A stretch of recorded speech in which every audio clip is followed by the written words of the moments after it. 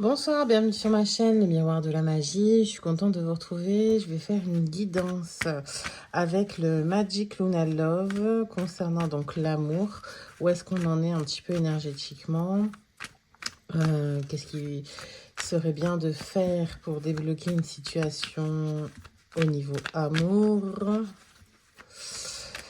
Allez, j'interdis toute interférence d'entité. Je vous invite à liker, partager, vous abonner si ce n'est pas le cas.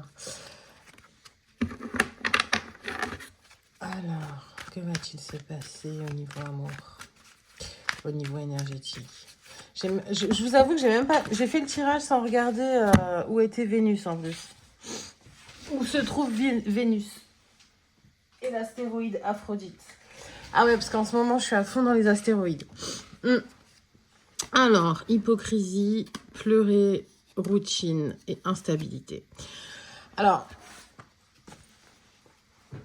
moi, ce qui me vient, c'est qu'en fait, vous êtes bloqué dans une situation amoureuse qui est ankylosante, qui est routinière et en même temps, à la fois, vous rend instable, en fait. C'est-à-dire, vous supportez tellement plus cette routine. Mais j'ai envie de dire, c'est pas forcément l'autre qui est hypocrite avec vous, c'est plutôt vous. Enfin, moi en tout cas, dans ce tirage, je le ressens comme ça. C'est plutôt de l'hypocrisie, de la malhonnêteté envers soi-même. C'est-à-dire que vous n'arrivez pas à voir la réalité en face, qui est que vous êtes enquisté dans une relation qui n'est pas épanouissante en fait. Voilà. Et cette routine, donc c'est routinier, c'est plan-plan, c'est ankylosant. Ouais, j'ai vraiment ce mot enquisté, ankylosant. Ouais, voilà. C'est vraiment figé. C'est pas que ça avance pas, parce que ça avance.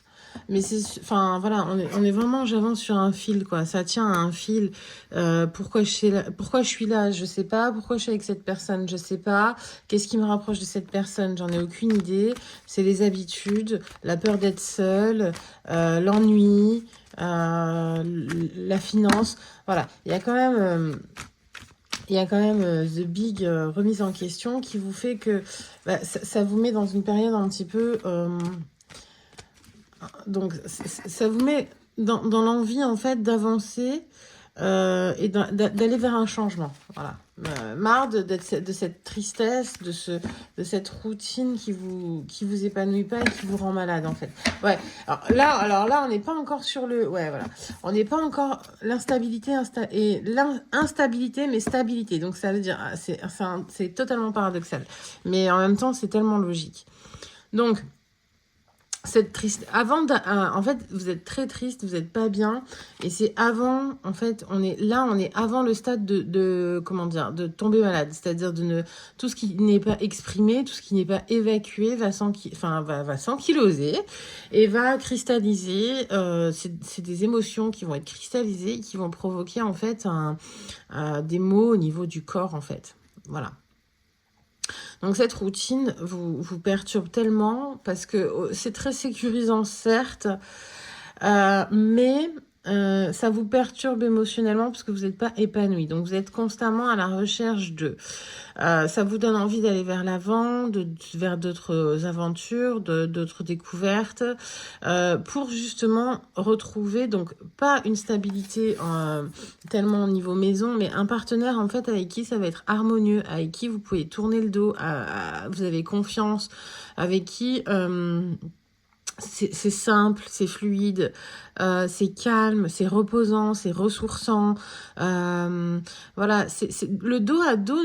Enfin, là, dans ce sens-là, c'est pas le dos à dos. Je te dispute, je suis en dispute, je te parle pas. C'est peut-être même d'ailleurs, vous avez envie de fuir ces conflits, hein, parce que à être triste, à être pas bien, l'autre personne le ressent aussi, évidemment. Et si vous voulez, ça altère, enfin ça dégrade le relationnel. Donc là, on est clairement sur des personnes qui sont en couple, donc qui sont déjà en couple, voilà, qui supportent plus cette routine Et là, du coup, on vous dit, donc, la clé, qu'est-ce qui va être la clé des délivrances du cœur, j'allais dire du cœur pur, mais fermé. Ouais, voilà. C'est-à-dire, vous êtes et c'est ça qui est totalement dingue, c'est-à-dire que vous êtes en couple, mais le cœur est fermé, en fait. Le cœur est fermé.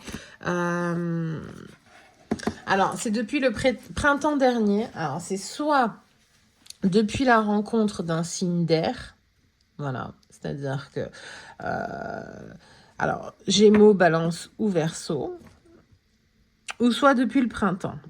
Voilà, vous avez débuté une transformation qui se terminera donc à ce printemps. Voilà, donc sur une période d'une année. C'est soit vous avez rencontré, donc comme je vous ai dit, un signe d'air, soit c'est un cycle d'un an qui vous a incité à vous faire une profonde remise en question pour une transformation, afin de changer cette routine qui n'est pas épanouissante en fait. Ce partenaire. Alors, peut-être pas forcément changer de partenaire, mais changer de façon de faire avec ce partenaire. Voilà. Changer le relationnel, hein, d'accord. Quand on parle de changement, c'est pas forcément donc changer l'autre, hein. C'est surtout changer soi, parce étant donné qu'on se transforme, après, on n'a plus les mêmes attentes, plus les mêmes envies, plus les mêmes façons de faire, voilà. Donc, en fonction de nos capacités, de nos ressources et de nos informations sur le moment, on va agir d'une telle manière. Et un an après, on va agir différemment parce qu'on aura de l'expérience. Voilà. Donc la grande transformation qui a débuté quand même un petit peu pour ouvrir un petit peu au niveau donc, du chakra cœur. C'est assez sympa. Parce que justement, ça donne une stabilité au niveau émotionnel. Voilà. Stabilité au niveau émotionnel parce qu'il y avait quand même un gros manque de confiance ou la peur de faire confiance à l'autre parce qu'on a toujours été seul. Ou alors le sentiment d'être seul. Hein, voilà. Donc, c'est pas parce qu'on a le sentiment uniquement le sentiment, mais qui n'est pas engrammé dans la 3D. Donc, c'est juste une perception. D'accord ? C'est la perception de la réalité. On le vit, donc c'est pas parce que c'est un sentiment, une sensation, une perception que c'est à négliger. Non, parce qu'on le vit comme si c'était la réalité, hein, d'accord ? Donc en fait, voilà, il y a une grande transformation. Grande transformation qui va faire en fait que les bases de la relation va changer. Vous allez vous rapprocher suite à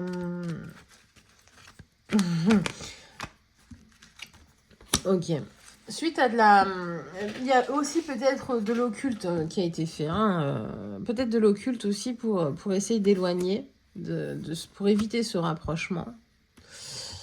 Ou l'occulte ou alors vous avez justement fait un gros nettoyage dans cette transformation et vous avez enlevé de l'occulte et ça va vous permettre de vous rapprocher de votre partenaire.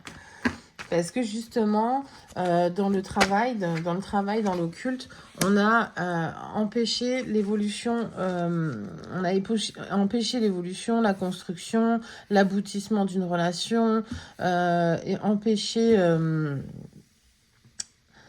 ce rapprochement, en fait, que ça soit stable, durable.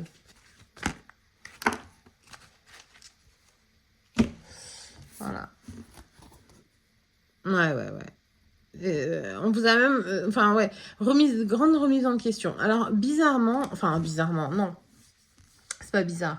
C'est que je pense qu'en fait, alors quand je dis travail dans l'occulte, quoi qu'il en soit, ça peut être soit fait par quelqu'un intentionnellement, ça peut être aussi vous-même par votre composition énergétique, enfin pas votre composition, votre grammage, vos pensées limitantes, vos raisonnements, vos croyances, ce qu'on vous a appris, les schémas familiaux, etc., etc.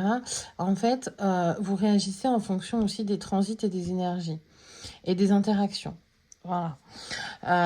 Du coup, c'est souvent d'ailleurs, c'est pour ça que quand on rencontre quelqu'un, alors je parle pas forcément sur le plan amoureux, ça peut être amical, ça peut être comment dire, vous savez, guide, voilà, on va dire ça, guide, aidant. La personne va vous donner des ressources, des informations. Elle va vous donner un autre champ bioénergétique, un autre champ informationnel, d'autres informations qui vont être primordiales pour vous afin de vous aider à sortir de ces schémas. Et du coup, forcément, on va se dire, mais on change, mais qu'est-ce qui se passe? Voilà, c'est très déstabilisant, d'où la période d'instabilité. Et ça vous a peut-être fait vous éloigner de votre partenaire afin de remettre en question la façon de construire un couple, d'être un peu plus clairvoyant. Donc il y a eu un break, hein, il y a eu un break, un down, et ça vous a, voilà, une grande remise en question. Et la conclusion, c'est que vous avez quand même bien évolué, vous vous êtes transformé. Et peut-être que même vous vous êtes, comment dire, rapproché beaucoup plus fort de votre partenaire. Non. Enfin, oui, parce que c'est sur la conclusion, c'est sur la voie de la réconciliation. Vous essayez quand même de... Vous essayez quand même de vous réconcilier. Vous essayez de vous réconcilier, mais par contre, vous ne voulez pas vous remettre avec. Voilà, donc c'est-à-dire que vous voulez apaiser les choses, mais vous voulez pas officialiser une histoire, en fait, ou reprendre l'histoire où elle en était. Ouais, c'est vraiment la rupture. Il n'y a pas de... C'est non-retour. Voilà. Après, en soi... oui, la rupture, c'est un échec. Enfin, on a la sensation d'échec parce que ça n'en est pas vraiment un. Car ça nous change à tout jamais. Ça nous... Quand on s'en relève, on en devient plus fort, on apprend, on analyse. Une fois qu'on n'est plus dans l'affect, dans l'émotionnel, on a la capacité d'analyser.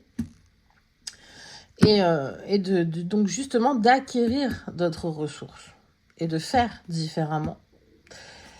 De construire mieux, plus fort, plus authentique, parce que c'est ça aussi, hein, on parle surtout de malhonnêteté dès la base. Hein. C'est-à-dire, vous vous êtes rendu compte, et c'est ça qui a été l'effondrement, que l'histoire initiale est basée sur du fake. Voilà, vous vous êtes menti à vous-même sur ce que vous recherchiez chez un partenaire, ou alors pas forcément, alors pas dans le sens profiter, c'est pas vraiment ça, mais si vous voulez, si on vous a inculqué cette façon, enfin je vous donne un exemple, dans certaines cultures c'est un mariage d'intérêt, point, il y a pas de question d'amour. Donc, c'est-à-dire, on réitère ce qu'on nous a appris, ce qu'on a fait, ce qui est les conventions, la culture, les traditions, point, aucune remise en question. Mais du coup, ça peut engendrer par la suite un mal-être profond. Parce qu'on est avec quelqu'un foncièrement qu'on n'aime pas, avec qui on s'habitue à vivre, mais avec qui on n'est pas épanoui, avec quelqu'un avec qui on vibre pas, avec quelqu'un qu'on subit au quotidien. Alors, il y en a qui vont s'en contenter, qui vont très bien vivre, il n'y a pas de problème, c'est leur destin, c'est leur chemin de vie, etc. Enfin, c'est bien fait, etc. Mais il y en a d'autres qui vont en souffrir et que leur chemin de vie, c'est de prendre leur courage à deux mains, d'affronter un petit peu tout ce qui est culture, tradition et de vivre ce qu'ils ont envie de vivre au fond d'eux afin d'être épanouis et alignés avec leur être, en fait, le plus profond, le moi, le surmoi et le moi supérieur.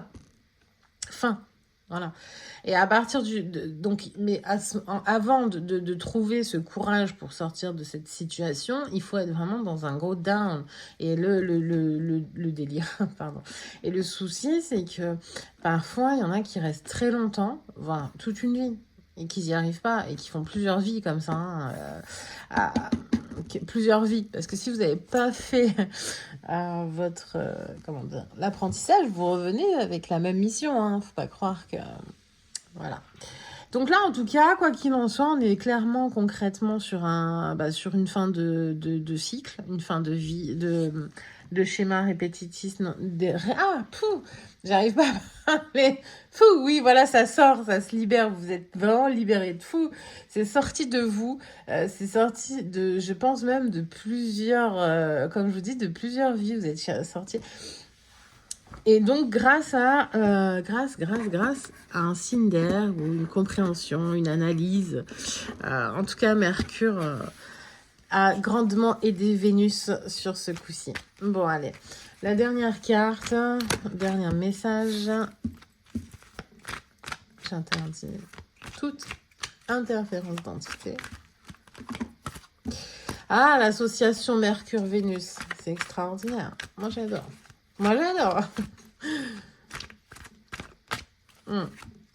Ah ouais, communiquer. La communication, c'était peut-être aussi un gros barrage dans votre histoire. Ouais, bah voilà, la stabilité. Vous retrouvez ça. La dernière carte, on est sur un apaisement, une relation normale. Voilà, et quand je dis normale, c'est parce qu'à mon avis, vous avez dû vivre des trucs de fou. Une relation stable et équilibrée, en harmonie, paisible, dans la confiance, dans la sérénité. Comment dire, il y a tellement de mots qui me viennent, en fait, tellement de mots positifs pour enlever les mots du corps. Parce que je pense que c'était vraiment très souffrant, en fait. Vraiment, vraiment, parce que si ça me revient, cette notion de douleur physique, c'est que je pense que ça a pu aller très loin, en fait, même au niveau physique, hein, vraiment. Vous rendre malade, hein, alors, type dépression, ulcère, alors, peut-être pas ulcère, mais en tout cas, au niveau du plexus, le non-accomplissement de soi, le non-épanouissement, le non-être, ça a dû bien vous brûler l'estomac, quoi. Entre autres, après, qu'est-ce que je ressens un petit peu aussi au niveau du corps? Problème d'yeux. Voilà, à ne pas vouloir voir la réalité en face, de gros problèmes au niveau oculaire. Voilà. Allez, bah écoutez, je vous souhaite bon courage, mais moi perso, ouais, voilà, j'allais dire, je voulais pas laisser comme ça parce que j'allais dire, moi perso, je vois une évolution et je vois une rencontre. Je vois une rencontre juste après. Parce que justement, là, il y a comment dire, il y a moyen de faire un truc sympa. Allez, 17-17 quand j'ai dit ça. Allez, bye, bisous, prenez soin de vous.